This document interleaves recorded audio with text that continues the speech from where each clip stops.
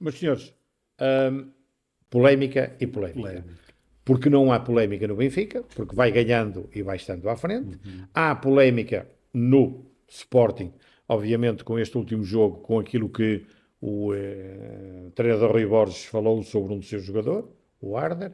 E depois há polémica no Futebol Clube do Porto, porque não ganha, porque conforme previmos aqui, é evidente que não previmos o 4-1, mas demos logo aqui a ideia a semana passada que poderia haver problema com o Futebol Clube do Porto, lógico, a nível da vitória. Foi o que aconteceu e o edifício portista, que já não estava com grandes alicerces, está a ruir. Ou seja, polémica no Porto, polémica no Polémica no Sporting, Sporting. motivos diferentes. O que é que vos apraz dizer sobre isso?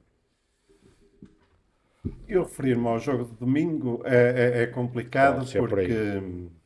porque é realmente um resultado que é muito constrangedor para qualquer portista. Embora as expectativas não fossem boas em relação a um bom resultado, mas perder por goleada dói a qualquer um e a qualquer portista que se faça sentir. Agora, depois digamos, a não ir ao fundo de vez, lançarem ou darem a entender que a próxima época que o treinador Anselmi que está garantido, é que nos faz refletir um pouco se realmente o caminho que está a ser seguido se é o melhor para neste momento para o Futebol Clube do Porto. A não ser que haja perspectivas de haver uma mudança radical na estrutura da equipa, na mudança dos jogadores e fazer um investimento forte nesse capítulo, mas mesmo assim a garantia que o treinador tem dado até ao momento de trazer qualidade à equipa é que deixa muitos pontos de interrogação em qualquer portista. E eu não vejo que o futuro seja risonho com este treinador. Mas isto é uma opinião pessoal e do pouco que vou analisando, deixo essa questão e essa dúvida realmente no sucesso que o Futebol Clube do Porto possa vir a ter na próxima época. Não sei se o Eduardo Luiz é uma pessoa que já esteve ligado ao mundo do futebol e na parte técnica. Se... Relativamente a isso, não há dúvida que nós tínhamos falado antecipadamente, antes do jogo, do Porto com o Benfica, que eu perspectivava que em casa e com o apoio do público a equipa pudesse fazer um bom jogo e ganhar. Eu sinceramente não visualizei a 100% o jogo, vi algumas partes, mas pareceu-me realmente que o Benfica foi muito superior.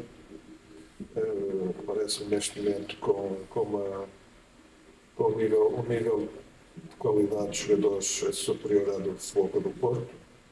Nós também já tínhamos referido aqui que em termos de qualidade, em termos de capacidade, a equipa estava abaixo daquilo que aconteceu noutros anos, mas também tudo devido às circunstâncias em que o clube atravessa, de falta de capacidade financeira para reforçar a equipa.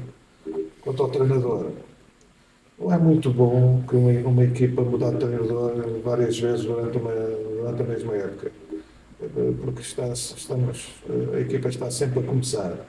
Em vez de desenvolver um trabalho a longo prazo e acabar o trabalho com o mesmo treinador, não sei, é preferível do que estar sempre a partir a equipa, a recomeçar de métodos de trabalho, ideias de jogo. É sempre muito difícil a equipa, mesmo que tenha condições e jogadores para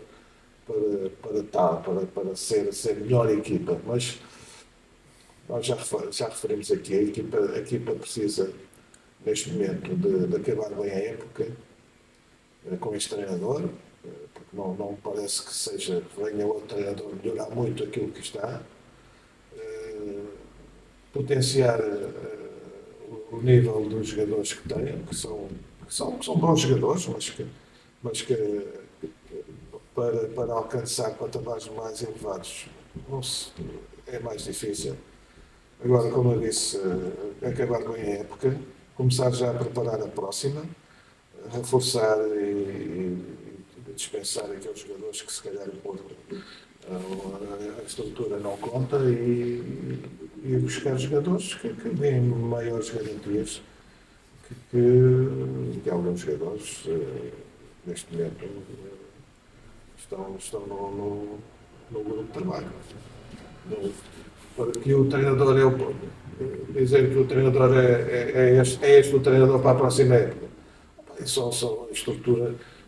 É como criticar um treinador não é fácil, porque nós não estamos por dentro da forma como se trabalha. Porque muitas vezes pode não haver bons resultados, mas o treinador ser bom treinador, os métodos de trabalho serem bons, os jogadores gostarem da forma como se treina.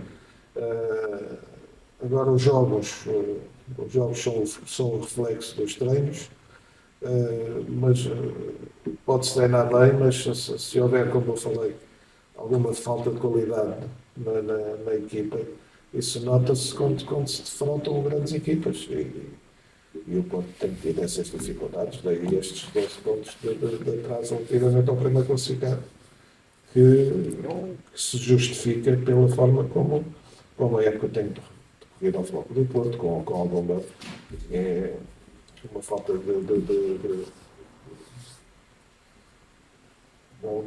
Rigor defensivo. Fundamentalmente. Mas de constância em termos de regularidade, em termos exibicionais e de resultados. Parece-me que pensar bem, nesta altura, é preparar já aquilo que aí vem e tentar chegar à melhor classificação possível nesta altura, porque está em quarto lugar, precisa de alcançar,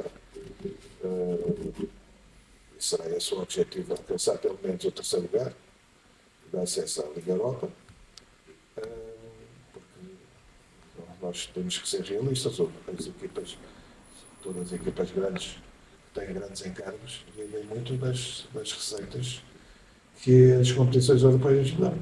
E daí estes últimos, salvo erro, 6 jogos que faltam, o Futebol do Porto tem que arregaçar as mangas, ações, meias, tudo o que for para conseguir o maior número de pontos e conseguir a melhor classificação, que dê acesso, no mínimo, à Liga Europa.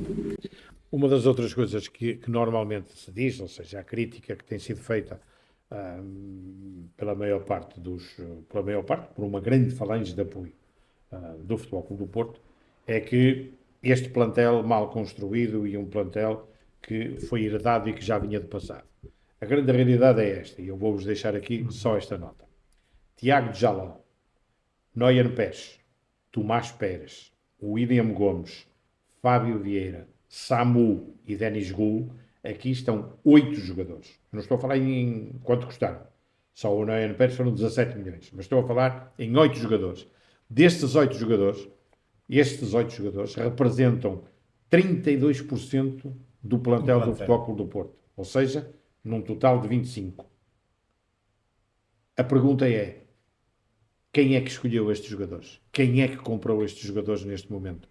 A culpa é de quem? Porque a tal crítica que te fazem é da direção anterior, que deixou um plantel mal construído. Porque a verdade é que 25% desse plantel veio agora com esta nova estrutura diretiva. O que é que se passa no Futebol Clube do Porto?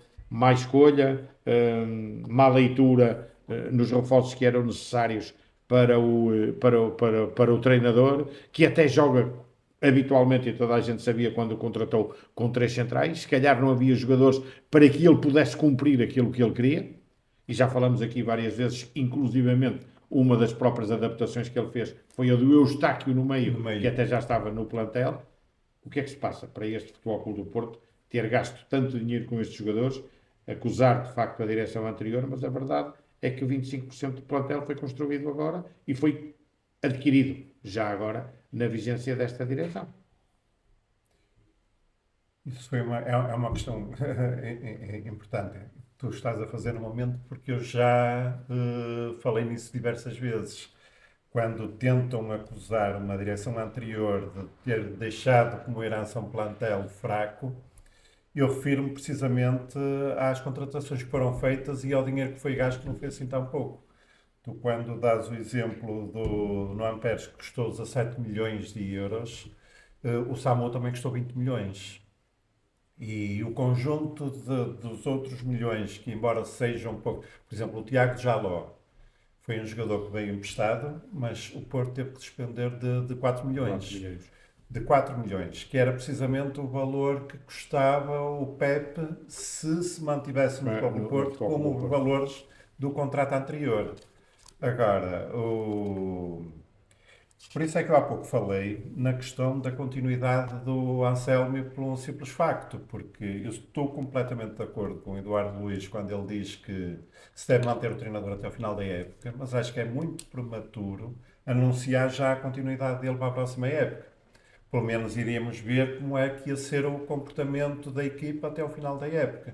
Tem 6 jogos, que para mim são 6 finais, porque há uma grande diferença entre o terceiro e o quarto lugar. É que se o Futebol Clube do Porto ficar em quarto, vai alterar por completo a época seguinte, porque vai nos obrigar a entrar mais cedo.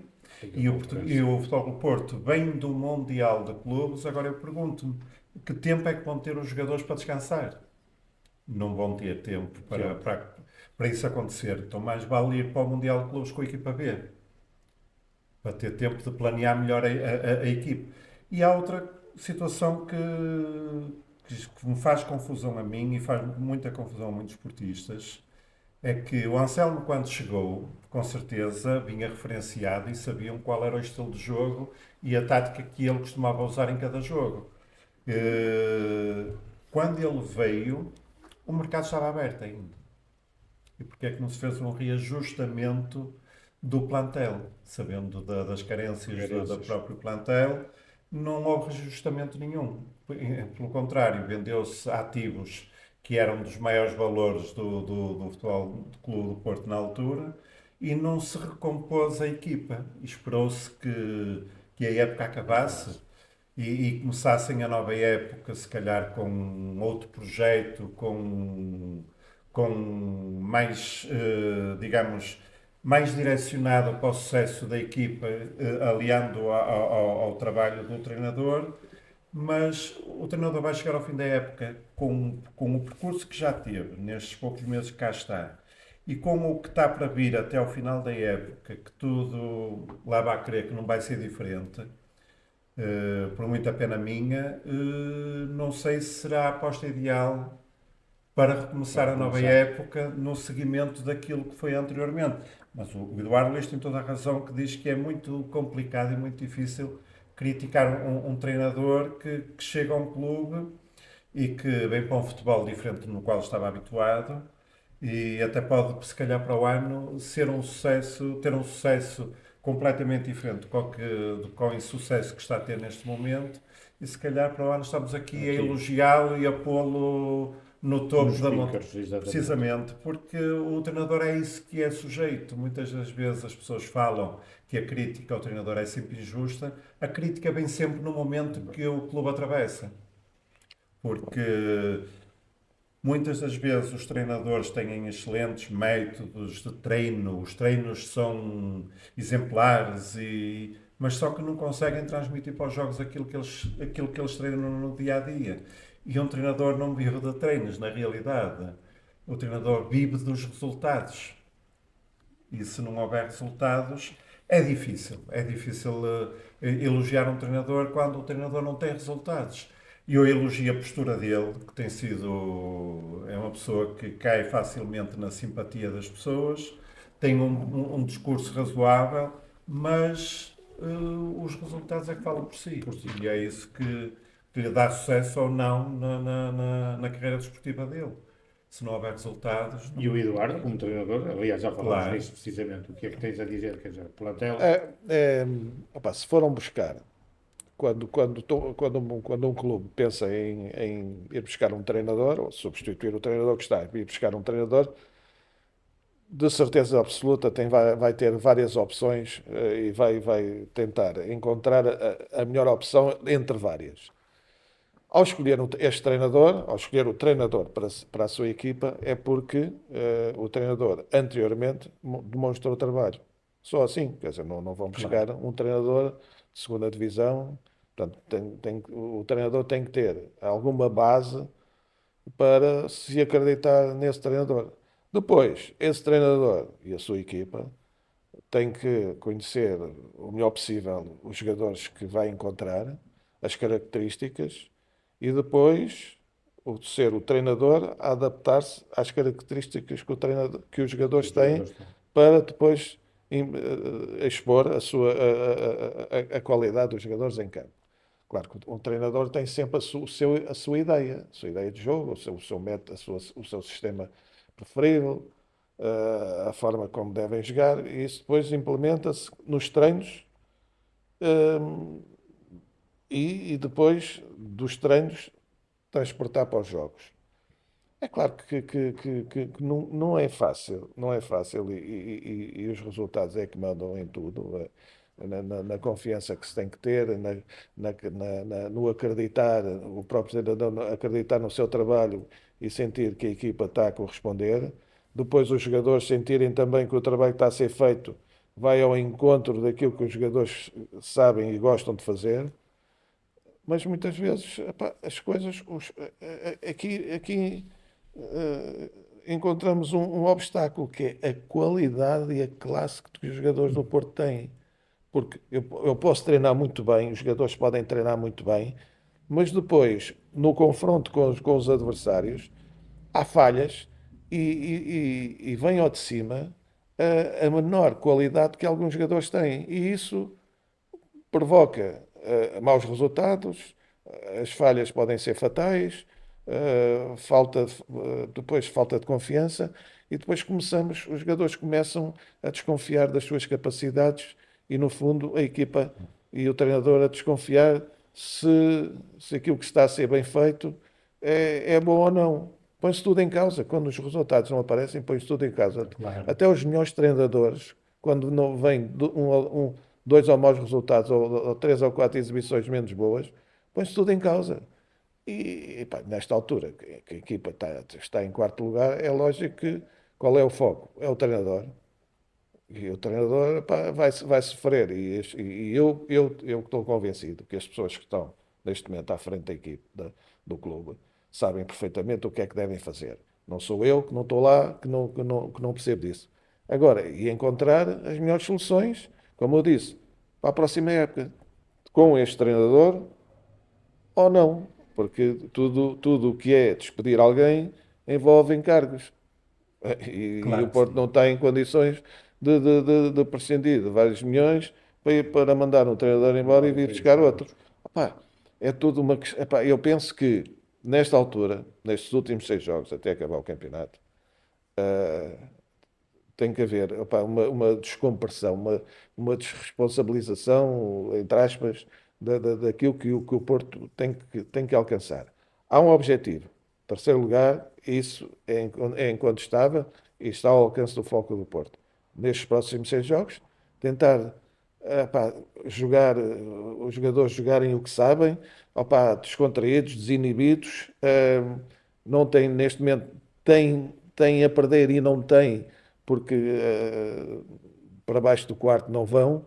Agora, o objetivo ir conseguir o terceiro lugar para terem acesso a uma competição europeia que minimizará os estragos desta época.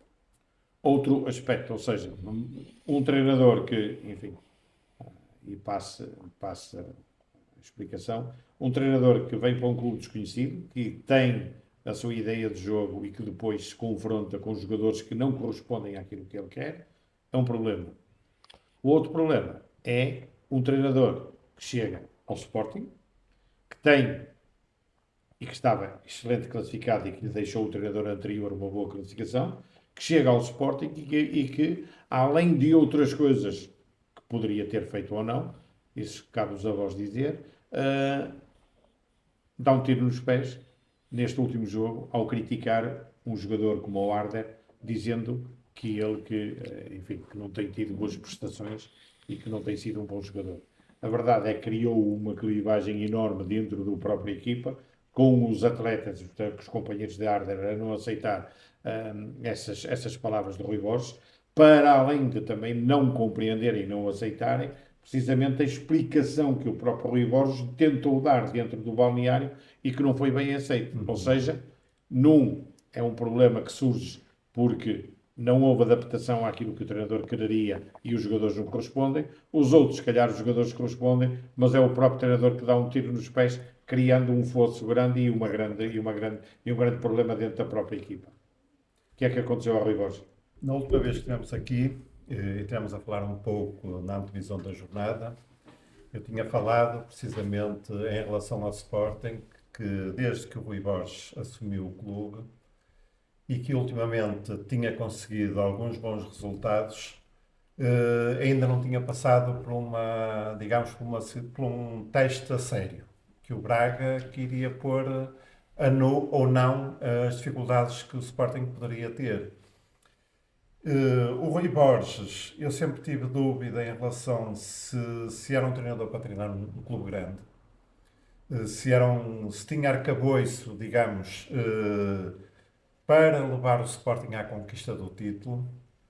E neste primeiro teste a sério, que foi contra o Sporting de Braga, viu-se as dificuldades que ele teve em organizar a equipa. Enquanto antes se poderia dizer que ele tinha meio plantel lesionado, neste momento ele só tem 2 jogadores fora da opção. O que quer-se dizer que desses 2 jogadores que estão ainda fora da opção, um não era sempre titular. Iria jogando com alguma... jogava, digamos que estamos a falar de Nuno Santos, a defesa esquerda, que jogava, digamos, uma vez jogava Mateus Reis, outras vezes jogava o Nuno Santos e outras vezes nenhum nem outro. Agora, em relação às palavras que ele tem em relação ao Arder, nós não nos podemos esquecer que o Arder é um jovem. É um jovem que veio para o Sporting com o intuito do Sporting o valorizar e o projetar a pensar no futuro. E aquilo que, nas declarações dele, ele está quase a queimar um bebé à nascença.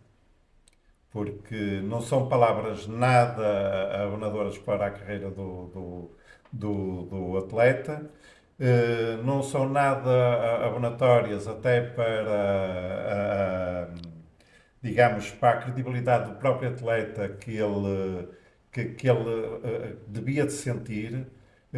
Em vez de lhe darem apoio, não, ele poderia responder àquela questão de diversas formas e não da forma que o fez, porque eu já vi o Arder entrar em determinados jogos e ainda ir a tempo de marcar 1 e 2 golos, e até em jogos complicados, que muitas das vezes os jogos estavam atados, e ele agora metê-lo a 3 minutos do fim, quando tem um empate e quando tem a necessidade de ganhar o jogo, passar para se manter na liderança, mete-o a 2 ou 3 minutos do fim, não posso precisar, e quando o jornalista o questiona, ele responder o que é que o Arder tem feito ultimamente em jogos para merecer entrar mais cedo.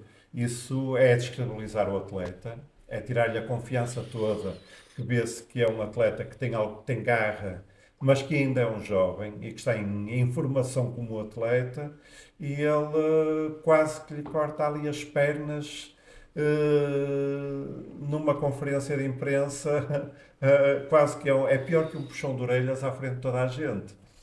E são palavras que foram infelizes e só demonstra que, na minha opinião, o Rui Borges não é treinador para treinar um grande. É um treinador que se calhar poderia ter sucesso no Vitória de Guimarães, porque não tem aquele peso de responsabilidade que tem num clube de topo, ou num clube mediano, agora num clube como o Sporting, e que está a lutar e que ele assumiu a luta pelo título,